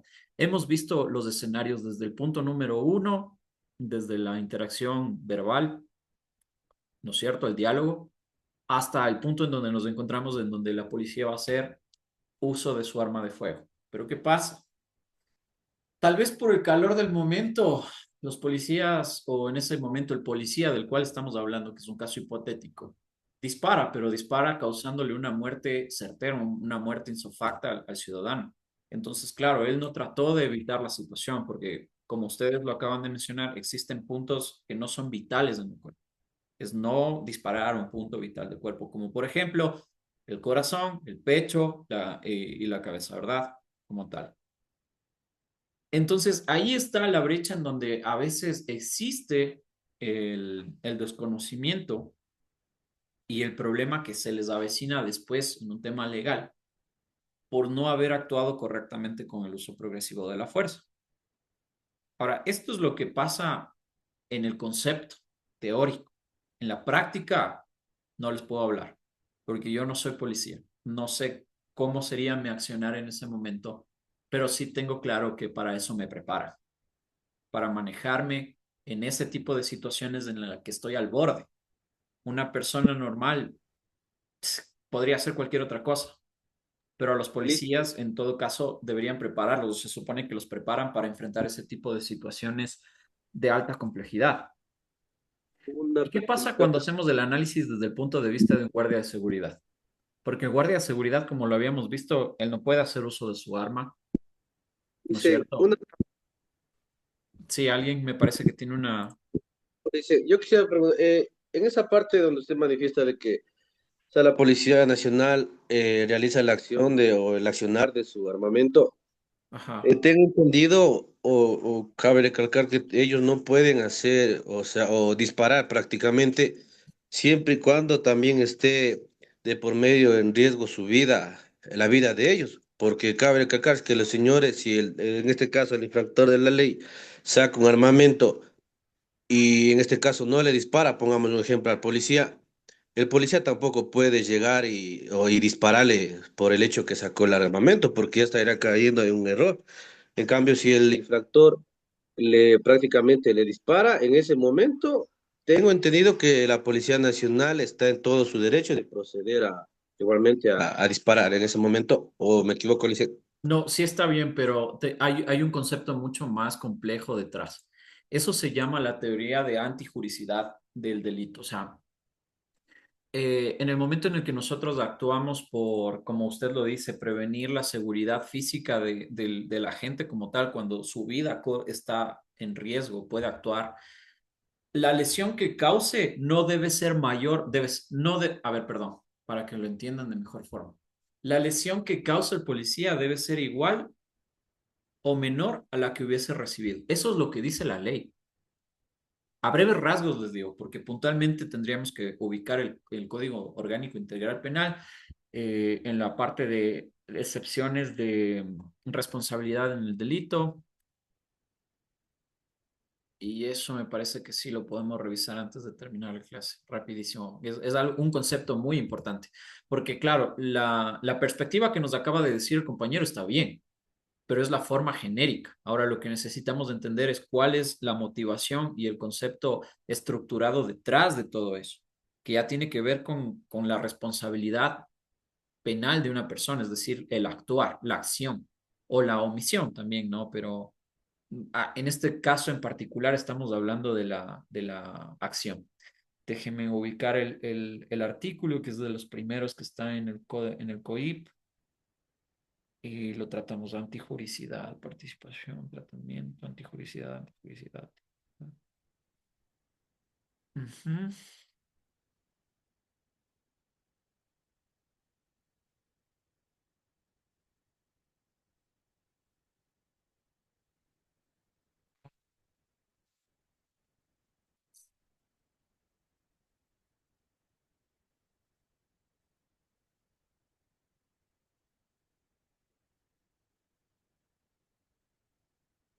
Pero esto sí lo vamos a revisar. Déjenme compartir la pantalla. Ojo que todo lo que estamos viendo deben ir anotándolo, ¿no? Porque de esto vienen las evaluaciones. Entonces, verán, nos vamos a ubicar en el Código Orgánico Integral Penal, en su artículo 22, entre otros, lo que vamos a revisar. Aquí nos establece cuáles son las conductas penalmente relevantes y nos dice que son aquellas acciones u omisiones que ponen en peligro o producen resultados lesivos descriptibles y demostrables. Las modalidades de la conducta nos dice que la conducta puede ser punible y puede tener modalidades de acción o omisión, que es básicamente lo que ya revisamos en el artículo anterior. Aquí está, causas de exclusión de la conducta. Esto es lo que nos dice el Código Integral, el Código Orgánico Integral Penal. No son penalmente relevantes los resultados dañosos o peligrosos resultantes de fuerza física irresistible, movimientos, reflejos o estados de plena inconsciencia debidamente comprobados. Entonces, ¿por qué no puede ser una excepción? ¿Por qué no puede ser una exclusión de la conducta el actuar de la policía? Porque ellos están conscientes de lo que están llevando a cabo. O sea, no es una situación, por ejemplo, en el que estemos en un estado de disociación. ¿Saben lo que es la disociación? Todos tienen claro lo que significa.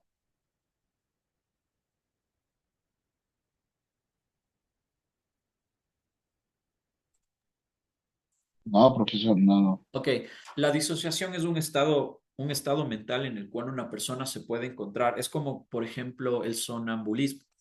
Es cuando una persona se encuentra privado de su conciencia en ese momento y ha pasado. Existen casos en que, por ejemplo, personas sonámbulas pueden llegar a dañar o cometer resultados dañosos contra una persona, pero no estaban conscientes de su actuar en ese momento. Entonces, a eso es a lo que se refiere aquí la causa de exclusión de la conducta. Puede ser una enfermedad mental como, por ejemplo, la esquizofrenia.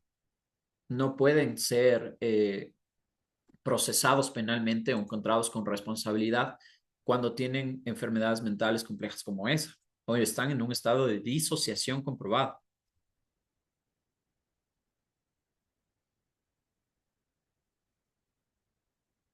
Antijuricidad. Para que la conducta penalmente relevante sea antijurídica, deberá amenazar o lesionar sin justa causa un bien jurídico protegido. El bien jurídico protegido aquí es la vida. Causas de exclusión de la antijuricidad. No existirá infracción penal cuando la conducta típica se encuentre justificada por el estado de necesidad o legítima defensa. Entonces, aquí es donde entra, aquí sí entra el concepto que nos dijo el compañero, pero claro, tiene una estructura mucho más compleja. Tampoco existe infracción penal cuando se actúa en cumplimiento de una orden legítima o expresa de autoridad competente o de un deber legal como el que tienen ustedes. Ustedes refiriéndome a un agente policial, ¿no? Debidamente comprobados. Cumplimiento del deber legal es de la o el servidor de Policía Nacional, Fuerzas Armadas o Cuerpo de Seguridad y Vigilancia Penitenciaria, que existe cumplimiento del deber legal cuando una o un servidor policial o cualquier otro de los que acabamos de mencionar, al amparo de su misión constitucional y legal, en protección de un derecho propio o ajeno, es decir, proteger su vida o proteger la vida de otra persona que puede estar en riesgo, que cause una lesión, daño o muerte a otra persona siempre y cuando se reúnan todos los siguientes requisitos. Ojo, el primero, que se realicen actos de servicio o como consecuencias del mismo. ¿Qué pasa si un oficial o un agente policial está franco, como ustedes le dicen, y justo ese día utiliza su arsenal o su mecanismo? ¿Por qué tenía el policía el arma en un día que estaba franco? Esa sería la primera pregunta en la que pueden entender por qué dice acá que se debe realizar en actos de servicio o como consecuencia del mismo. Que para el cumplimiento de su misión constitucional o legal dentro de su procedimiento profesional cumpla los principios para el uso legítimo de la fuerza. Importantísimo tener este concepto claro como el agua. Porque si en algo de esto ustedes omitieron o se saltaron un paso, ahí es donde vienen las responsabilidades penales después. Y existe esa brecha entre lo que dice el Código Orgánico Integral Penal y lo que pasa con la Policía Nacional. Sí hay una brecha, sí hay un vacío legal que perjudica muchas veces y otras veces está justificado. Que exista amenaza o peligro inminente de muerte o lesiones graves para sí o para terceros en los casos en los que se recurra al arma de fuego con munición letal. Entonces, en el caso que nosotros hemos visto, lo dijimos brevemente como un análisis que la persona tenía un arma de fuego, perdón, un arma punzocortante, ¿no es cierto? En todo caso podía lesionar, sí, también podía desvivir al policía o podía, la agente policial lo podía desvivir o matar en este caso con tal acción. Pero para ello tenía tiempo el policía, si existía la distancia, ¿no? Porque estamos hablando de un caso hipotético. Si existe la distancia pertinente para poder hacer uso del arma, entonces, claro, ahí priorizamos el tema de hacer uso del arma de fuego, pero causando impactos en puntos no vitales del cuerpo. Pero si directamente nosotros apuntamos al pecho o a la cabeza, difícilmente vamos a poder tratar de decir que hicimos lo posible para evitar que producir la muerte de esa persona, pero en uso progresivo legítimo de la fuerza. Entonces ahí existe, ¿qué es lo que pasa aquí? Aquí hay un problema con lo que conocemos con el estado o el informe legista, del médico legista o lo que se conoce como el informe forense.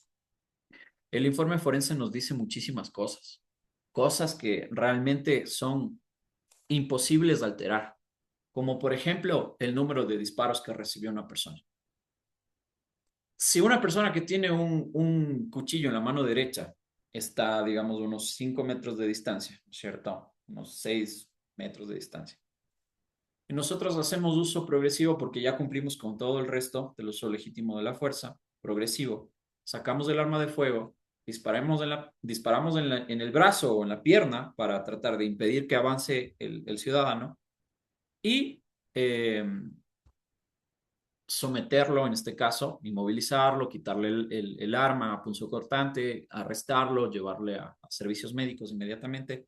Todo eso forma parte del actuar de la Policía Nacional. Pero también tenemos el otro escenario. ¿Qué pasa si el policía, tal vez, en este caso, disparó 6 veces? De las 6 veces, 4, 2 en el pecho, 1 en el brazo y 1 en la pierna. ¿Por qué 4 disparos? Ahí es considerado como alevosía, se puede decir. No como, No sí, actuó sí. O sea, tiene el para, concepto. El concepto es por qué demasiados disparos, ¿no es cierto? O sea, ¿por qué 4 disparos? ¿Por qué 6 disparos? Pero es que tal vez tampoco podemos decir que existió alevosía como tal. O sea, el policía lo que hizo fue actuar, hizo el uso progresivo de la fuerza y se hizo todo bien. El policía hizo todo bien.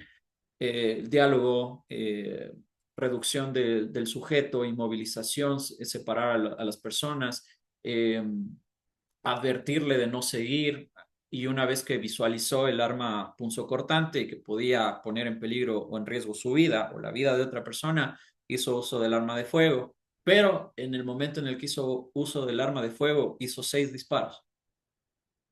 Se le cayó todo el uso progresivo de la fuerza, porque no existe la necesidad. O sea, no se puede entender por qué los 6 disparos, cuando con 2 disparos debería reducir a la persona, máximo con 2 disparos, ¿no es cierto? Pero eso estamos hablándolo desde el concepto teórico y llevándolo a la práctica un poco. Pero Ella claro, lo toman dentro del sí, proceso, perdón, ahí dentro del proceso penal lo toman como una extralimitación. correcto, correcto. Eso es lo que jurídicamente el término es ese.